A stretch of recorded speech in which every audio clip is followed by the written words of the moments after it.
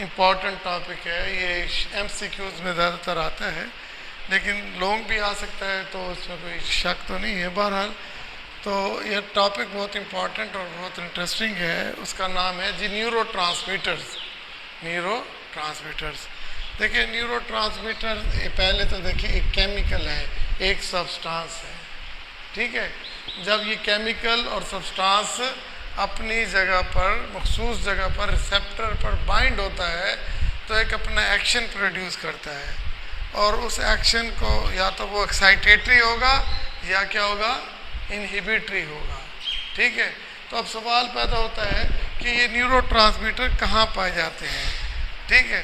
तो neuro transmitter जो होते हैं ये आपके जो न्यूरॉन्स हैं, एक इसका ये साइनेप्सिस है, जैसे कि लास्ट टॉपिक में हमने पढ़ा था कि साइनेप्सिस, और ये प्री साइनेप्टिक एंड है और ये पोस्ट साइनेप्टिक एंड है, और इसको साइनेप्सिस क्लेफ्ट कहते हैं। इस प्री साइनेप्टिक एंड पर क्या होते हैं, वेसिकल्स होते हैं। क्या होते हैं, वेसिकल, एक थैलियाँ होती है, इनके अंदर न्यूरो ट्रांसमीटर मौजूद होते हैं। जब कोई स्टिमुलाई मिलता है तो ये यहाँ पे ब्रस्ट हो जाती है, और न्यूरो ट्रांसमीटर कहाँ पे आ जाते हैं, साइनेप्सिस क्लेफ्ट में, साइनेप्टिक क्लेफ्ट में आते हैं। साइनेप्टिक क्लेफ्ट के बाद जो प्री साइनेप्टिक एंड है वहाँ पे रिसेप्टर्स होते हैं, ये इन रिसेप्टर्स के ऊपर बाइंड करता है और अपना एक्शन को प्रोड्यूस करता है, ठीक है। जब ये अपना एक्शन प्रोड्यूस करेगा तो ये एक्शन दो तरह का हो सकता है, या तो होगा ये एक्साइट कर देगा, अमल को एक्साइट कर देगा, या इनहिबिट कर देगा, या उस एक्शन को इनहिबिट कर देगा। तो अब इसका मतलब क्या हुआ कि न्यूरो ट्रांसमीटर, क्या न्यूरो ट्रांसमीटर दो तरह के होंगे, एक एक्साइट करने वाले और एक इनहिबिट करने वाले। तो एक्साइटेटरी और इनहिबिटरी होंगे। तो इसी तरह एक न्यूरॉन से दूसरे न्यूरॉन तक एक मैसेज डिलीवर होता रहता है, यहाँ तक at the end of effector के मसल पे पहुँच जाता है। कहाँ पहुँच जाता है, अफेक्टर, ठीक है बेटा। देखो यहाँ पे ये प्री साइनेप्टिक एंड पर रिसेप्टर्स होंगे और यहाँ पर वो अपना अटैच होंगे और एक रिस्पांस पैदा होगा। क्लियर हो गया। अब देखिए फिर मैं पढ़ रहा हूँ, neurotransmitter these are the substances, ये सब्सटेंस होते हैं, ये चीज़ें होती हैं, released by the presynaptic terminal. ये प्री साइनेप्टिक टर्मिनल, ये presynaptic terminal into the synaptic cleft, और ये साइनेप्टिक क्लेफ्ट है, इनटू द साइनेप्टिक क्लेफ्ट, ठीक है। समझ आएगी। Neurotransmitter are the substance which are produce by the presynaptic terminals into the synaptic cleft, okay, that excite, जो के excite करेगा, और न्यूरो रिसेप्टर्स, ठीक है ना, देखिए that एक्साइट करेगा और इनहिबिट करेगा और रोक देगा, ठीक है। द पोस्ट साइनेप्टिक न्यूरॉन्स, ठीक, न्यूरॉन, ये पोस्ट साइनेप्टिक न्यूरॉन्स है, ठीक है। और टारगेट सेल, वो टारगेट सेल क्या हो सकता है, मसल भी हो सकता है और ग्लैंड भी हो सकता है, ओके, क्लियर हो गया। फिर देखिए, neurotransmitter are the substances released by the presynaptic terminal into the synapsis cleft that excite और inhibit the postsynaptic neurons और टारगेट सेल। वो क्या हो सकते हैं, मसल भी हो सकते हैं और ग्लैंड्स भी हो सकते हैं, ठीक है। अब सवाल होता है कि जी आप हमें एग्जांपल्स दें, आप हमें एग्जांपल्स दें, ठीक है।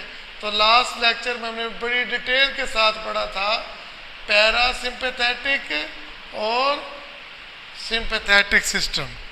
हमने कहा था ना कि जो पैरासिम्पैथेटिक में न्यूरो ट्रांसमीटर होता है वो क्या होता है, एसीटाइल कोलिन होता है, और सिंपैथेटिक में क्या होता है, एफिनेफ्रिन और नॉरएफ्रिन होता है। क्लियर हो गया।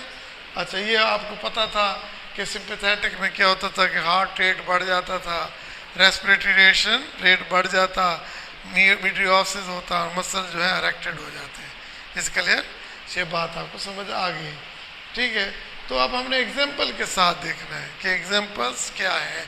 देखो बेटा, या तो ये अमाइंस होंगे, क्या होंगे, क्या होंगे, इनका ताल्लुक किसके साथ होगा, अमाइन के साथ होगा, या ये क्या होंगे, अमाइनो एसिड्स होंगे, ठीक है, या क्या होंगे, पॉलीपेप्टाइड्स होंगे। बेटा समझ आ गई ना, लफ्ज़ वही है, अमाइनो एसिड्स, पॉलीपेप्टाइड्स और अमाइंस। क्लियर, तो इनमें से कोई भी हो सकता है, ठीक है। चाहे अच्छा, और ये और बात है कि हम पढ़ेंगे कि हमने एग्जाम्पल देखिए टाइप्स, देखिए टाइप्स में क्या है, देखिए एक एग्जाम्पल है एसिटाइल कोलिन, ठीक है, और कुछ हमने देखते हैं अमाइनो एसिड। अब देखो, आप अमाइनो एसिड कितनी किस्म के बता रहे हैं, एक्साइटेटेड और इनहिबिटेड। अब एक्साइटेटेड कौन सा होगा, ग्लूटामिक एसिड और एस्पार्टिक एसिड, ग्लूटामिक एसिड और एस्पार्टिक एसिड दोनों अमाइनो एसिड्स हैं। मैंने कहा था ना कि ये जो न्यूरोट्रांसमीटर्स होंगे, या तो वो अमाइनो एसिड्स होंगे, या अमाइंस होंगे, या अपना पॉलीपेप्टाइड्स होंगे। तो एसिटाइल कोलिन है। अब अमाइनो एसिड में क्या है, देखिए फिर बता रहा हूँ, अमाइनो एसिड्स में कौन कौन से हैं, देखिए एस्पार्टिक एसिड, ग्लूटामिक एसिड, ये दोनों क्या हैं, एक्साइटेटरी के एग्जांपल्स हैं। ये एमसीक्यूज आ जाएगा कि जी ग्लूटामिक एसिड एक्साइटेटरी है या इनहिबिटरी है, तो आप क्या कहेंगे, एक्साइटेटरी है। अच्छा, फिर हमने कहा दूसरा एग्जांपल क्या बताया, ये देखिए, आप इनहिबिटरी क्या है, इनहिबिटरी अमाइनो एसिड में क्या है, आपका ग्लाइसिन है, आपका क्या पास है, ग्लाइसिन है। अच्छा, फिर इसके बाद आपने कहा कि पॉलीपेप्टाइड्स भी हो सकते हैं, इनके प्रोटीन टाइप देखिए, और सीटोसिन, सीटोसिन क्लियर हो गया ना। देखिए ये एक्टिवेट करता है किसको, मिल्क को और लेबर को और बर्थ को वो करता है। एडीएच, एंटी डायूरेटिक हार्मोन्स, यानी कि यूरिन की फॉर्मेशन को एंटी डायूरेटिक हार्मोन्स, यानी कि यूरिन को कंसंट्रेट करता है, यूरिन को, और बॉडी से वाटर को लॉस नहीं होने देता। अगर ये ज़्यादा हो जाएगा तो बॉडी वाटर का लॉस कम होगा, अगर ये कम पैदा होगा तो वाटर का लॉस ज़्यादा हो जाएगा। और देखिए सोमैटोस्टेटिन है भाई, ये भी आपके पास कंट्रोल करता है ग्लूकोज लेवल को। फिर ये देखिए थायराइड रिलीजिंग हार्मोन, ठीक है, ठीक है, ये थायराइड स्टिमुलेटिंग हार्मोन है। इसी तरह ये ग्रोथ हार्मोन्स हैं और साइटोकाइनिन्स हैं। गैस्ट्रिन, ये हमारे स्टमक में हार्मोन्स पैदा होता है, अगर ये ज़्यादा पैदा हो जाए ना स्टमक में तो हाइड्रोक्लोरिक एसिड ज़्यादा पैदा होता है, हाइड्रोक्लोरिक एसिड ज़्यादा पैदा होता है। और ये ग्लूकोगॉन है, ग्लूकोगॉन क्या करता है, ग्लूकोज के लेवल को बढ़ा देता है, ग्लूकोज के लेवल को बढ़ा देता है। और सेरोटोनिन क्या है, आपके मूड को एलिवेट कर देता है, आपको खुश कर देता है, ठीक है ना। अब ये याद हो गया ना, ये सारे के सारे क्या बेसिकली पॉलीपेप्टाइड्स हैं। अब देखो इनमें हार्मोन्स का नाम बताया है, और सीटोसिन बताया, ग्लूकोगॉन बताया है, ग्रोथ हार्मोन बताया, थायराइड रिलीज हार्मोन बताया, एंटी डायरेटिक हार्मोन बताया, सेरोटोनिन बताया। क्लियर। फिर हमने कहा अमाइंस क्या है, अमाइन हमने पढ़ा था ना, सिंपैथेटिक और पैरासिम्पैथेटिक। ये जो सिंपैथेटिक सिस्टम में जो था एफिनेफ्रिन और नॉरएफिनेफ्रिन, ये दोनों अमाइंस हैं। देखिए एफिनेफ्रिन है, नॉरएफिनेफ्रिन, ये भी अमाइंस हैं, ठीक है। डोपामीन, ये लास्ट लेक्चर में हमने डिटेल के साथ पढ़ा हुआ है। डोपामीन ये भी क्या है, ये भी अमाइंस है, ये भी अमाइंस है। हिस्टामीन्स भी अमाइंस है। तो बस ये आपको समझ पता लग गया ना, हिस्टामीन, सेरोटोनिन, एफिनेफ्रिन और नॉरएफिनेफ्रिन। ओके, क्लियर हो गया कि नहीं हो गया। अब इसको इसी बात को आपकी बुक में दोबारा समरी की सूरत में लिखा है। वो कैसे लिखा है, क्लासिफिकेशन ऑफ न्यूरोट्रांसमीटर। देखो मैंने पहले कह दिया था कि या तो न्यूरोट्रांसमीटर अमाइनो एसिड्स होंगे, या अमाइंस होंगे, या पॉलीपेप्टाइड होगा। और एसिटाइल कोलिन मैंने पहले बता दिया था, ये बता दिया। अब देखो वो पहले क्या लिखता है, अमाइनो एसिड। अब इसने अलग अलग नहीं लिखा, नाम लिख दिए, ग्लूटामिक एसिड एक, एस्पार्टिक एसिड दो, ग्लाइसिन तीन, गाबा चार। क्लियर। अब मोनोमाइंस, मोनोमाइन में क्या है, कैटिकोलामीन्स और इंडोल। आप देखें अब उसे अलग कर दिए। कैटिकोलामीन्स में क्या लिखा, डोपामीन, ये देखिए अमाइन जो पढ़े थे ना, हैं, देखिए डोपामीन, एफिनेफ्रीन, देखिए ये डोपामीन, एफिनेफ्रीन और नॉरएफ्रिन, ये पहले तीन क्या है, कैटिकोलामीन्स हैं, ठीक है। और जो सेरोटोनिन है ये किसकी एग्जांपल है, इंडोल की। ये स्ट्रक्चर होते हैं, इंडोल इनके स्ट्रक्चर होते हैं केमिकल। क्लियर हो गया। अच्छा, फिर इसके बाद है सॉल्युबल गैसेस। जैसे सॉल्युबल गैसेस क्या होते हैं, जैसे आपके पास 7 अप होती है तो देखिए इसमें गैस के बुलबुले नज़र आते हैं, तो पानी में ये सॉल्युबल गैसेस होती हैं। अब सॉल्युबल गैसेस में कौन सी हैं, ये नाइट्रिक ऑक्साइड और कार्बन मोनोऑक्साइड, ठीक है। अब कार्बन मोनोऑक्साइड जहरीली गैस है, ये हर चीज़ को इनहिबिट कर देती है, ठीक है, आपके सांस लेने के अमल को डिस्टर्ब कर देगा। और एसिटाइल कोलिन, तो ये एसिटाइल कोलिन ही है, ओके। और इसके बाद के न्यूरोपेप्टाइड्स वो हम पहले डिस्कस कर चुके हैं।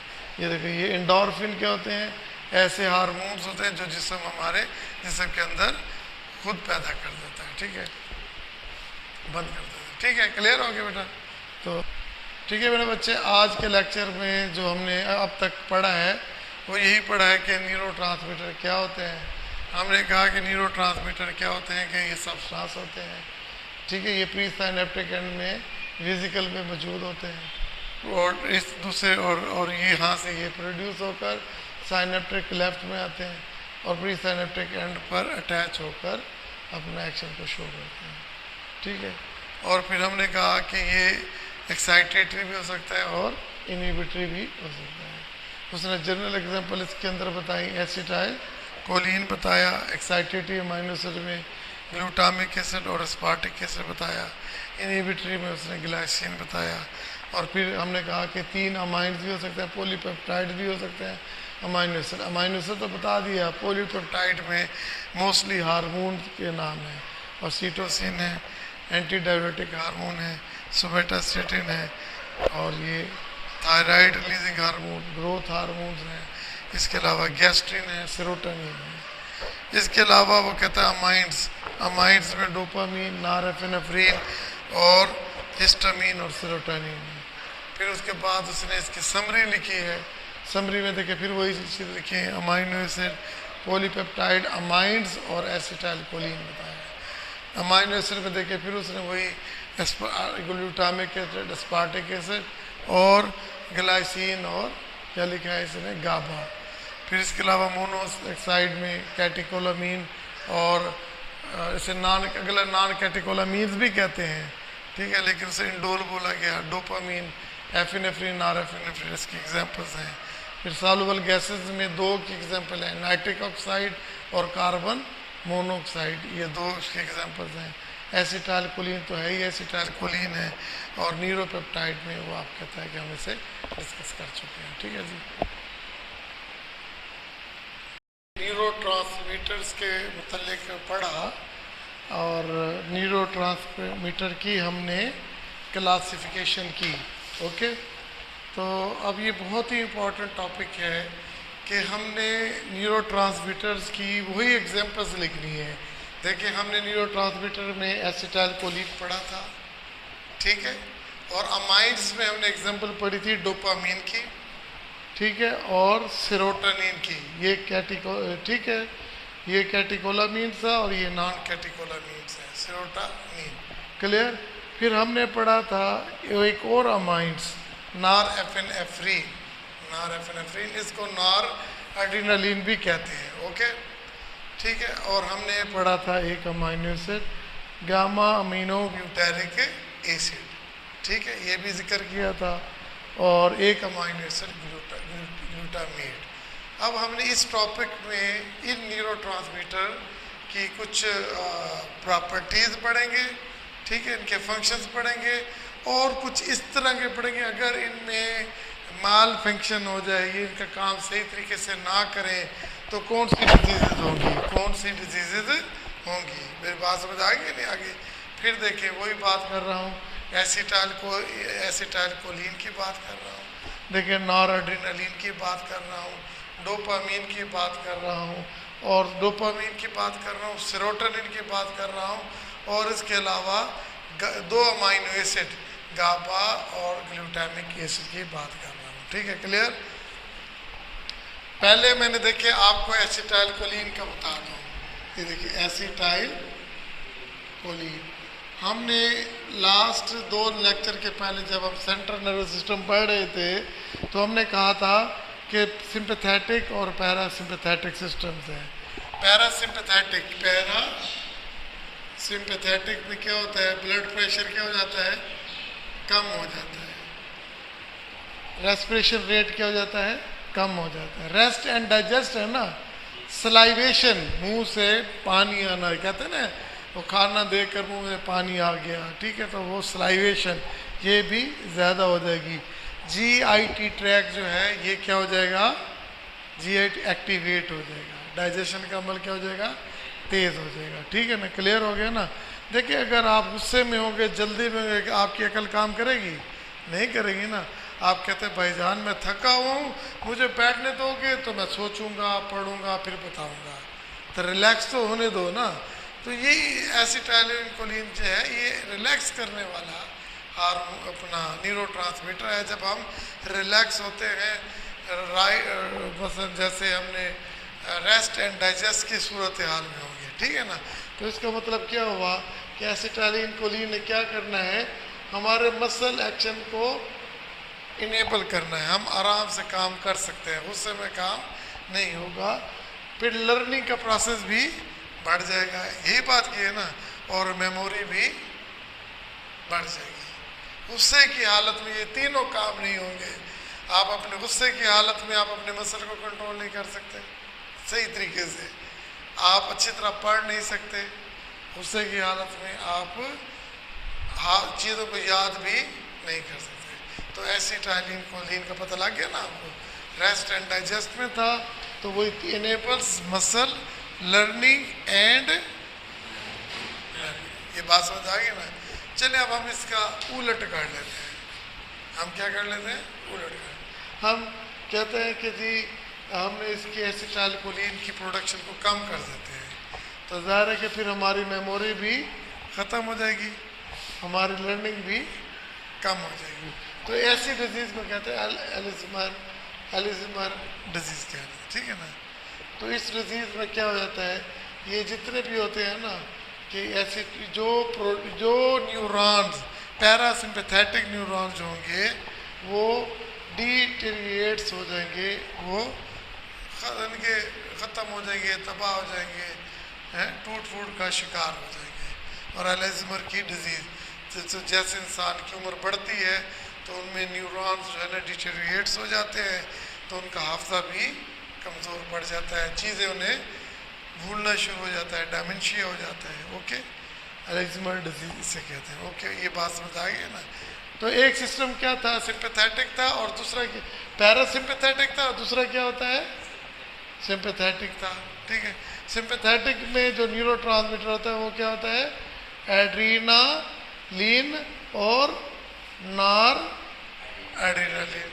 अब देखिए आपके सामने शेर खड़ा हुआ है तो क्या होगा, जब सामने शेर होगा तो आपका क्या हो जाएगा, ब्लड प्रेशर बढ़ जाएगा, रेस्पिरेटरी रेट क्या हो जाएगा, बढ़ जाएगा, जीआईटी ट्रैक क्या हो जाएगा, स्लो डाउन हो जाएगा, ऐसे ही होगा ना। तो आप क्लियर हो गया ना, तो आप फौरन भागने की करेंगे या लड़ेंगे या फ्लाइट कर जाएंगे, सुस्ती ख़त्म हो जाएगी, ऐसे है कि नहीं है। तो इसका मतलब क्या हुआ कि इसका दूसरा नाम नॉरएपिनेफ्रिन भी है, ठीक है ना। तो इसका मतलब क्या हुआ कि इट हेल्प कंट्रोल अलर्टनेस, क्या कहते हैं, अलर्टनेस,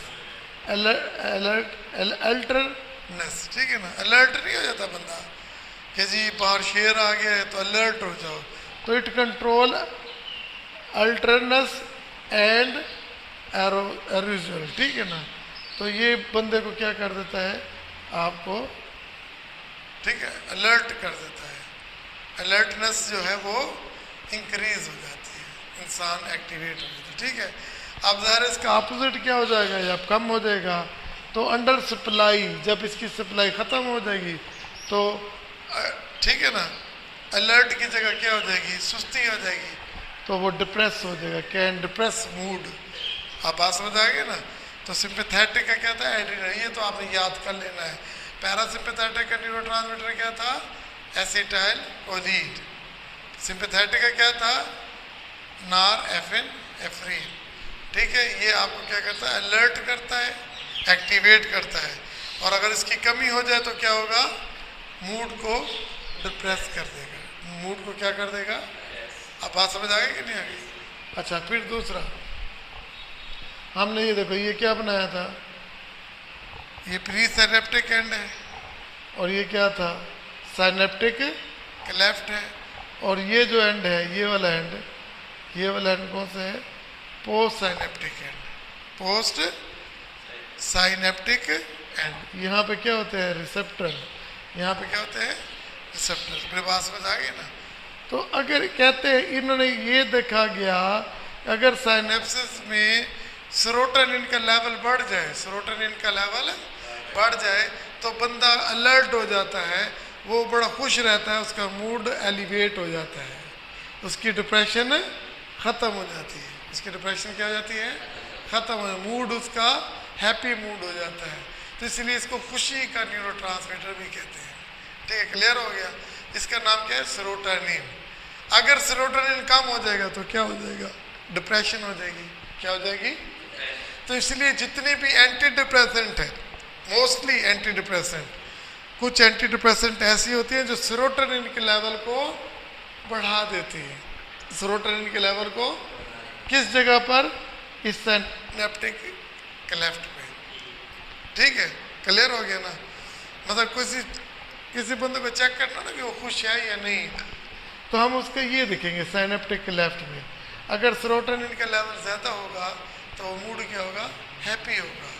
अगर किसी वजह से उसका सेरोटोनिन का लेवल क्या हो गया, कम हो गया, तो वो क्या होगा, डिप्रेस होगा, क्या हो जाएगा, ऐसा अलहदा अलहदा रहेगा, उसे ख्यालात आते रहेंगे कि मैं ही नौसत हूँ, ठीक है, हर बुराई मेरी वजह से है। वो डिप्रेस रहता है, उसका वो कोई काम करता ही नहीं है, वो कहता है जो काम करूँगा मुझे नुकसान हो जाएगा, ठीक है। तो डिप्रेशन बहुत बुरी चीज़ होती है। तो अब देखिए, इसीलिए सेरोटोनिन को, अगर कोई ऐसी मेडिसिन जो सेरोटोनिन को बढ़ा दे, उसको एंटी डिप्रेसेंट कहेंगे ना। तो कुछ एंटी डिप्रेसेंट क्या करती हैं, सेरोटोनिन को बढ़ा देती हैं। अब तक हम पढ़ चुके थे, एसिटाइल कोलिन पढ़ लिया था, ठीक है। फिर उसके बाद हमने नॉरएपिनेफ्रिन पढ़ा, अब मैं आपको पढ़ा रहा हूँ सेरोटोनिन, ठीक है। अब देखो सेरोटोनिन क्या कहता है, affect mood, hunger and sleep. देखिए, जब आपका मूड अच्छा नहीं होगा तो आप खाना शुरू करेंगे, नहीं करेंगे। जब आप अच्छी तरीके से खाएंगे नहीं तो क्या आपको अच्छी तरीके से नींद आएगी। अगर आपको नींद नहीं आती तो फिर साथ भूख भी नहीं लगती। तो ये डिप्रेशन की अलामत होती है, नींद का ना आना, भूख का ना लगना, ठीक है, और मूड का चेंज हो जाना, ये किसकी अलामत होती है, डिप्रेशन की। तो ये सब किसकी वजह से हो रही है, ये सेरोटोनिन। तो सेरोटोनिन यही तो कंट्रोल करता है, किसको भला, मूड को, हंगर को और स्लीप। हंगर का मतलब क्या है, भूख का लगना। अगर इसकी कमी हो जाए तो फिर क्या, देखो, under supply linked to depression, इसका ताल्लुक किससे होता है, डिप्रेशन से होता है। एंड सम अदर, ठीक है, कुछ और भी, some other antidepressant drug raise serotonin level. कुछ एंटी डिप्रेसेंट मेडिसिन भी होती हैं, वो सेरोटोनिन के लेवल को बढ़ा देती हैं, सेरोटोनिन के लेवल को बढ़ा देती हैं। जो सेरोटोनिन के लेवल को बढ़ाएंगी तो मूड भी अच्छा हो जाएगा, भूख भी लगना शुरू हो जाएगी, स्लीप। अगर आप घर देखेंगे ना, आपके अलामात हैं, तो हो सकता है कि आपके अंदर सेरोटोनिन की कमी हो। क्लियर, समझ आ गई ना। अच्छा, एक और चीज़ होती है डोपामीन। डोपामीन, मेरी बात समझे ना। तो डोपामीन क्या होता है, ये भी इंसान के मूड को, डिप्रेशन को कंट्रोल करता है, ठीक है। देखिए जब कोई मीठी चीज़ खाई जाए ना ज़्यादातर तो डोपामिनर्जिक रिसेप्टर अफेक्ट हो जाए। अगर डोपामिन ज़्यादा हो जाए, ज़्यादा एक्टिवेट हो जाए, ठीक है, तो बंदा क्या बन जाता है, तो ऐसे उसके अंदर शिज़ोफ्रेनिया आ जाएगा। क्या आ जाएगा? वो डिप्रेशन की एक अलामत होती है, उसे खुद ब खुद आवाज़ें आना शुरू हो जाती हैं और उससे ख्यालात ऐसे आना शुरू होते हैं कि जैसे मैं मर जाऊंगा तो सीधा जन्नत में जाऊंगा, ठीक है, तो उसे फिर ये सारे मेरे दुश्मन हैं, ठीक है, तो ऐसे मरे हुए इंसान उसको नज़र आना शुरू हो जाते हैं, तो उसे शिज़ोफ्रेनिया कहते हैं। अगर डोपामिन ज़्यादा हो जाए ना तो एक्साइटमेंट क्या हो जाती है, ज़्यादा हो जाती है। ये बेसिकली ये भी स्लो डाउन करता है। देखिए इन्फ्लुएंसेस मूवमेंट, लर्निंग, अटेंशन और इमोशन। इंसान के अच्छे इमोशन को भी कंट्रोल करता है, ठीक है, अटेंशन को भी कंट्रोल करता है, लर्निंग को भी कंट्रोल करता है और इन्फ्लुएंस मूवमेंट को भी कंट्रोल करता है। क्लियर हो गया? मूवमेंट की भी कैसी मूवमेंट है भाई, आप अच्छे तरीके से बात कर रहे हो, आपका जो बॉडी लैंग्वेज कैसी है, तो इस तरह से, ठीक है। अगर वो कहता है ये सेक्स ज़्यादा हो जाए तो क्या हो जाता है, he is linked to schizophrenia, ये डिप्रेशन से आगे चला जाता है, schizophrenia. Star of dopamine, the brain produce the tremor. अगर इसकी कमी हो जाए तो इंसान को दौरे पड़ना शुरू हो जाते हैं। And decrease the mobility of, और उसकी हरकत भी कम हो जाती है, ठीक है, क्लियर हो गया। पहले को उसके ऐसे कम पार्किंसम हो जाती है, ठीक है, उसके ऐसे जैसे देखे ना, ऐसे हाथ हिलना शुरू होते हैं, ये ऐसे नीचे ऐसे लकवा टाइप हो जाता है, मसल वीक हो जाते हैं, मसल में पेन हो जाता है और वो बड़ी ऐसा मूवमेंट करते हैं, बड़ी ऐसा मूवमेंट करते हैं, तो उनमें डोपामिन की कमी हो जाती है। तो डोपामिन को बढ़ाएंगे, ठीक है, और एसिटाइलकोलिन को कम कर देंगे तो फिर वो एक्टिवेट हो जाएगा। क्लियर, समझ आ गई ना? पार्किंसम डिजीज, तो ये किससे लिंक्ड होती है? डोपामिन के साथ। किसके साथ होती है? अगर डोपामिन की स्टारवेशन हो जाए, स्टारवेशन का मतलब क्या होता है, कम हो जाए, ठीक है, तो ये देखिए आपके साथ ये पार्किंसम डिजीज हो जाता है। क्लियर हो गया? अच्छा, फिर इसके बाद वो कहता है गाबा, गामा अमीनो ब्यूटेरिक एसिड, कहता है कि मेजर इनहिबिटरी न्यूरोट्रांसमीटर। ये कौन सा ट्रांसमीटर है? Inhibitory neurotransmitter. अगर इसकी सप्लाई कम हो जाए तो ये देखिए वही ट्रेमर्स हो जाते हैं, सीजर्स हो जाते हैं और इंसोम्निया। जब किसी को ट्रेमर्स होंगे, सीजर होगा तो उसको नींद आएगी, तो ये इनहिबिटरी है ना। देखिए फिर बता रहा हूँ, गाबा कौन सा है? ये पेपर में आया हुआ है कि गाबा का मतलब क्या है, गामा अमीनो ब्यूटेरिक एसिड, ठीक है मेरे बच्चे। तो ये इनहिबिटरी न्यूरोट्रांसमीटर होता है, ठीक है, और ये अगर इसकी लिंक टू सीजर, ट्रेमर और इंसोम्निया काज करता है, ठीक है ना। ये ग्लूटामेट, ये एक्साइटेटरी है, ये क्या है? ये भी अमाइनो एसिड है। कौन सा है? ये मेजर एक्साइटेटरी न्यूरोट्रांसमीटर। अब ये उसके ऑपोजिट करेगा। हाँ, अगर ओवर सप्लाई हो जाएगी तो वो क्या कहेगा, वो ब्रेन को इतना ज़्यादा स्टिमुलेट कर देगा कि उसके अंदर मिग्रेन, तो उसको यूँ झटके पड़ना शुरू हो जाएंगे, मिर्गी का दौरा पड़ जाएगा, ठीक है, सीजर प्रोड्यूस होगा। उसके क्लियर? देखो ना, ये देखिए ग्लूटामेट क्या है? Excitatory neurotransmitter. अगर ज़्यादा एक्साइटेटरी हो जाएगी तो क्या हो जाएगी? Disease migraine. मिग्रेन किसे कहते हैं? मिर्गी को, ठीक है, सीजर और ट्रेमर इसके अंदर प्रोड्यूस हो जाएंगे। गाबा किसे कहते हैं? इनहिबिटरी को, इनहिबिटरी अमाइनो एसिड। अगर इसकी अंडर सप्लाई हो जाए तो वो क्या हो जाएगा? वो भी सीजर, ट्रेमर और ये हो जाएगा। आपको रोकने वाला कोई ना हो, आप बिगड़ नहीं जाओगे, उस आवारा लोग के साथ बैठोगे, उधर बैठोगे, उधर बैठोगे, ठीक है। तो इसकी अंडर सप्लाई है, और अगर मैं आपके साथ लाड़ प्यार ज़्यादा करूँगा तो फिर भी आप बदतमीज़ हो जाओगे, ठीक है ना। तो वो देखिए, आप ग्लूटामेट के साथ क्या है? ओवर एक्टिंग है, ठीक है, और गाबा के साथ क्या है? वो क्या है? अंडर सप्लाई है, और ये ओवर सप्लाई है, और दोनों एक ही काम करते हैं, ट्रेमर करते हैं, सीजर करते हैं, ओके। तो ये आ जाएगा। तो आज के लेक्चर में हमने एसिटाइलकोलिन का पढ़ा है, फिर उसके बाद हमने डोपामिन का पढ़ा, फिर उसके बाद हमने क्या पढ़ा, सेरोटोनिन। ये डिप्रेशन के ख़त्म करने के लिए, ठीक है। और ये नॉरएपिनेफ्रिन का है, ये भी अलर्टनेस के लिए, अलर्टनेस के लिए। अगर इसकी कमी हो जाए तो क्या हो जाती है, डिप्रेशन हो जाती है।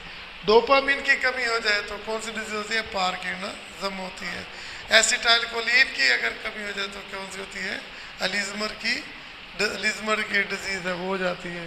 और गाबा के साथ है, अगर गाबा अंडर एक्टिविटी हो जाए तो वो क्या हो जाता है, ये सीजर और ट्रेमर हो जाते हैं, इंसोम्निया हो जाता है। ग्लूटामेट की अगर ओवर सप्लाई हो जाए तो मिग्रेन हो जाता है, ये हो जाता है, ठीक है। तो इस तरह आपके पास MCQs भी आएंगे, लॉन्गर क्वेश्चन भी आ सकता है, लेकिन MCQs भी आ सकता है। तो इनमें से लाजमन एक न एक MCQs हर पेपर में ज़रूर आता है, ठीक है जी। ये आज का आपका टॉपिक भी ख़त्म, चैप्टर भी ख़त्म। अल्लाह हाफ़िज़।